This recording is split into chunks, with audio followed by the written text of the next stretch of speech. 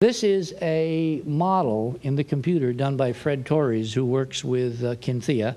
This is a computer rendering, basically making the face a glass-like specular reflecting surface. And as you can see, it reproduces some of the asymmetry, but not really. In other words, even glass with a front surface reflection doesn't match the incredible brightness of the face on Mars. I mean, you've all seen the same phenomena flying into airports where you see windshields or you see sunset on buildings facing the west. Seattle is a good place. Even in Albuquerque, we have some buildings up on the foothills which at certain times of the afternoon will shine brilliantly.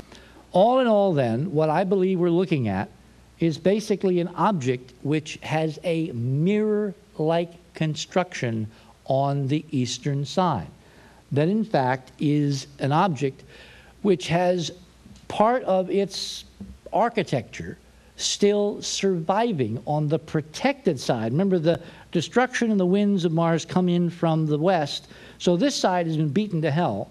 This side is more protected, and so this side has the architectural layout and geometry of whatever grand structural foundational architecture that this thing was made of back when it was new. And this data is so profound. Now again, the reason I can say this with some confidence is based on this fractal data.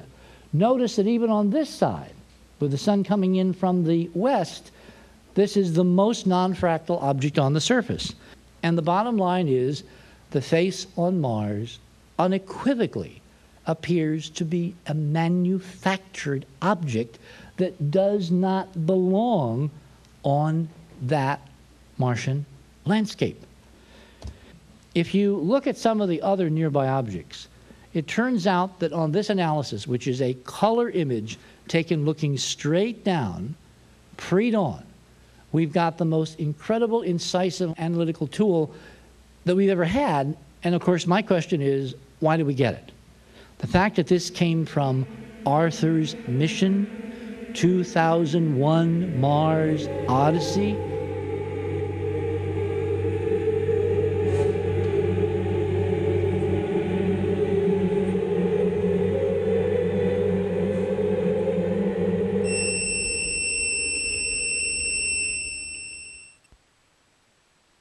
If you look nearby the face, you'll see objects which appear to be mesas. At least that's what they've been called. In fact, if you look very carefully, you'll see that there are checkerboards here and straight lines and an eerie bluish cast. Now, how can red rocks covered with red oxidized Martian dirt look blue? I mean, where'd the blue come from? And if you go closer and rotate with a little more processing, remember, Stan says that we're doing this by the numbers. We find that there is an incredible geometric array of structure across this object with beautiful straight lines, sweeping curves, symmetry. Here's one wing, here's another wing. This thing may not be a mesa after all.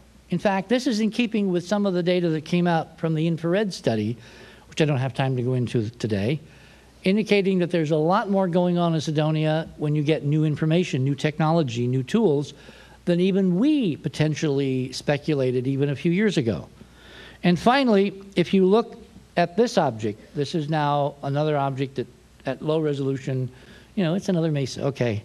But if you zoom in this color view, pre-dawn, this is what you see. It looks as if this object, again, is strikingly colored blue, indicating short wavelength scattering, internal scattering in some glass-like material, and it's incredibly geometric. It's got boxy stuff, ruined boxy stuff. Look at this beautiful corner of basically a cube. If you draw the whole thing, this is a ruined set of cubes lying there a mile or so across in this desert not too far from the face, strikingly different, but just a couple of miles away from the face itself. Now, how on a place where there's supposed to be no geology, where nothing has ever changed, do you get radically different features right next door to each other?